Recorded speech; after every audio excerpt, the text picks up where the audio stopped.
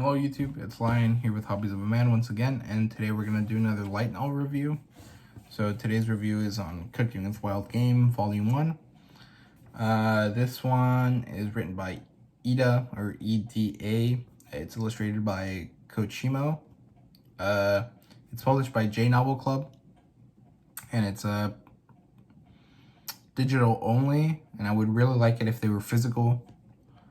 The genres here are isekai, and I think a gourmet or foodie light novel. That's a genre that would fit here really well. And I would also classify this as a slice of life. It has a manga adaptation that's currently starting to release, I think. But it has no anime. And yeah. So before we do that, please remember to like and subscribe and comment down below. Just let me know if you like my content or anything. Please follow my Twitter and my Instagram. And yeah. Before we actually start though, let me explain how I do my reviews. So there's 5 things I look at. I look at plot, characterization, and world building. And then I look at art and fan service.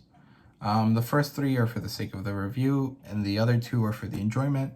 The art is purely subjective taste, so I just share my opinion. And the fan service, it's a warning. And yeah, let's get started. So let me hold it for the premise. So here we go. The premise is that this chef trainee guy dies in a fire trying to save his dad's precious knife, which we don't know why it's important. We just know it's rather important to the character's dad. And he wakes up in this new world, in this jungle, and is immediately chased down by this monster thing, which is like, it's called the Gaiba, or Giba, and it's this boar that has horns. So yeah, and he meets these people, this girl, and he realizes that these people have no sense of taste or of good food, or they don't have a concept of it. And so food being tasty to them is completely like ridiculous, stupid, because they just need to eat to survive. And so he, being a chef trainee, decides that it's his mission to discover the secrets of this world's ingredients and show this girl and her people the joys of eating tasty food. And oh god, I loved it so much. I thought this was a great introduction to foodie gourmet books. I really want to get Food Wars because of this. I really wanted to get it anyways, but this is really making me want to get it more and read the rest of these books.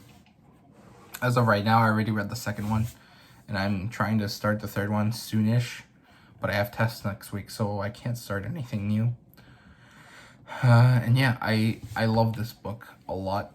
It wasn't like the greatest book I ever read, but I really enjoyed it. So the plot here is nice. It's rather gentle. It's not a lot of action, or there's definitely tension, but physical action of them fighting and stuff is not really existent in this book. But I don't know, I still really loved it. It's very slice of lifey, but I really like the way that this character was like, it's my life mission to make people taste lovely, like delicious food. And I like the human versus human tension that was arising because the girl that he lives with doesn't understand anything of that stuff. And her worldview is rather sad, maybe. She doesn't care about good food. She just cares about being able to live to the next day. And she needs to eat to do that, but she doesn't care if it's good or bad. Which, I know people that have this mentality, and I like balk at it because I'm very much of the sense that food should be enjoyed and it should taste delicious, and you should love what you eat, which is why I'm fat. And as someone that likes cooking, I really enjoyed the not recipes, but the breakdown of what he's making and how he's making it and stuff. And I learned a bit about how you have to cultivate wild game, and you know the process of chopping down a carcass into, you know, edible pieces, which I thought was really cool. I don't think I would do it myself, but it was cool to learn about. So the characters are quite nice. So the main character here is Asuta. He's just a cool guy and he likes cooking, and he's kind of slightly stupid about people. So he ends up being like the sense of the comedy, where all the comedy of the book comes from. There's Aifa, like her name is AI, and then there's a space, and her last name is Fa, and Fa. Fa is for the clan that she belongs to, who she's the only member of because everyone else is dead.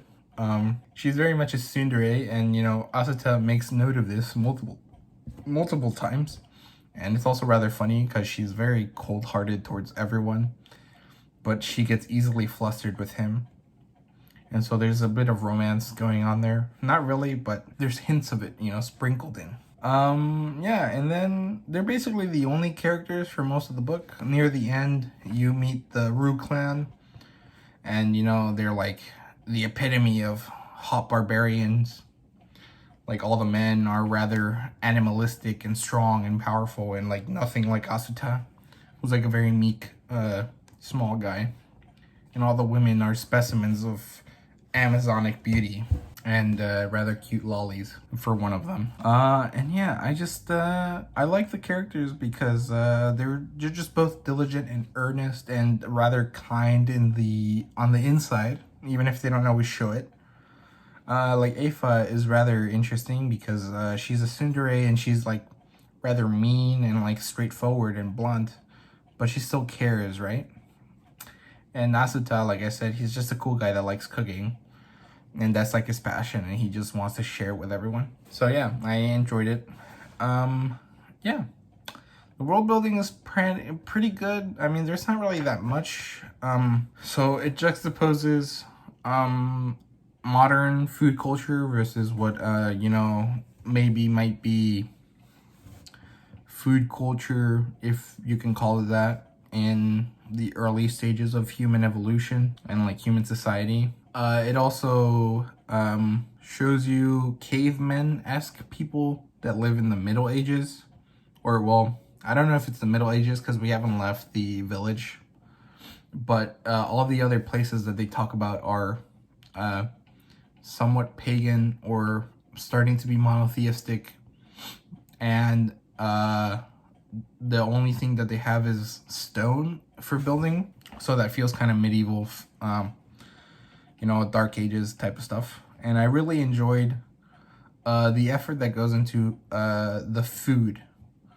So there's like 3 different types of ingredients that he plays with. There's poitan, which is this potato looking thing that's basically just the starch. And then there's aria, which is like these giant green onions. And then there is the gaiba, or the giba, which is like the boar with the horns, which is just pork. And then there's a few other things that are helpful for preservatives. There's like regular rock salt, and there's this thing called pico leaves, which are seaweed that tastes like black pepper, which is interesting. And so yeah, the whole time it's just Asuta being like, what the heck are these things, and how do I make these things good? And most of the time he just makes soup. And then one day he's like, you know what? I can make burgers. It's rather interesting because he shows you the process, and he tells you that burgers or hamburgers are a processed food because you are changing the nature of the thing that you're eating through cutting it and like smashing it and then making it into a burger. And then he also tells you that Japanese people put eggs in their meat when they're making burgers and stuff. And I didn't think it was weird because Mexicans do it too. But he also mentions that Americans don't do it and that he thinks it's odd. But because he doesn't have any eggs here, he has to do it. And then, you know, there's just like differences in cooking and stuff. And it's really interesting. And I liked it a lot. And yeah, that's basically it. So the art here is rather pretty. I really like it. Here we go. But I really don't know what else to say about it. Here. I like the aesthetic that they go for with the girls. And those stuff they wear. I really like this whole like Amazonian strong woman thing, like Wonder Woman and Red Sonja and stuff like that. I like those characters, and so I like that aspect of of this book, and I also like the food portion, so it's cool. Yeah. Let me see if I can find some other ones that I really like. Here we go. That's a guy chasing Asuta. It looks huge, but apparently it's only like 50 kilos, which, well, I guess that's like 100 pounds. But I don't think that'd be that big of an animal. I also don't know what most of these animals really look like. Here we go. There's her as she takes off her cloak to get comfortable. So there's world building in the outfits that they wear. Unmarried women only wear the 2 stripes of cloth. Married women wear these like dresses, and children wear these like single arm dresses. Here you go, that's another one. I like the panels, I think. Although it could have used a bit more detail there. And what else? Oh, this one's kind of fan servicey. The scene here that this is describing is rather good, and I would buy this as a poster. I think it'd be rather nice to have, although maybe the fan serviciness might not be good to put in my parents' house, but it's fine. Here we go. This is when he's going to, cultivate the carcass or carve the carcass. Oh, he also adds wine into stuff. They have fruit wine, and he likes it, and he starts using it. There we go. That's her being a tsundere because he hugs her, and then she like starts kicking him like crazy. There's the lolly kid. She's so cute. It's very adorable the way they describe her and the way she acts. And then what else? I think that's maybe the last one. I don't know. Here we go. There's another one. I like this one too. I like this poster. Well, I like this drawing. It would make a good poster. There we go. That's the savage barbarian man. So yeah, I think there's quite a bit of illustrations in this book, and they're all quite good. I really like them. And there's a there's a short story at the end, which is rather good. And that's it. So, fan service, there's very little of it. I showed you the only fan servicey image.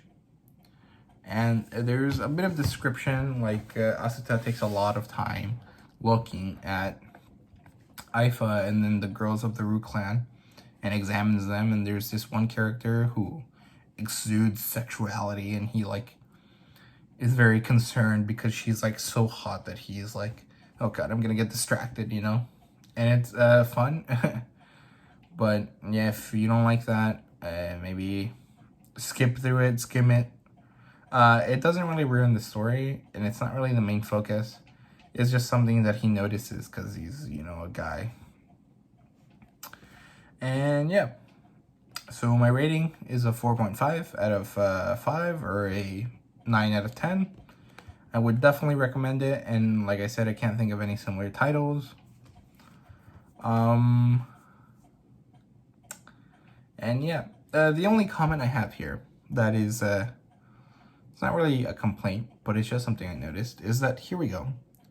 Here, she looks very, like, standard white, like an American, when she's clearly described and shown in other pictures as a dark tan. She would be like maybe caramel colored skin.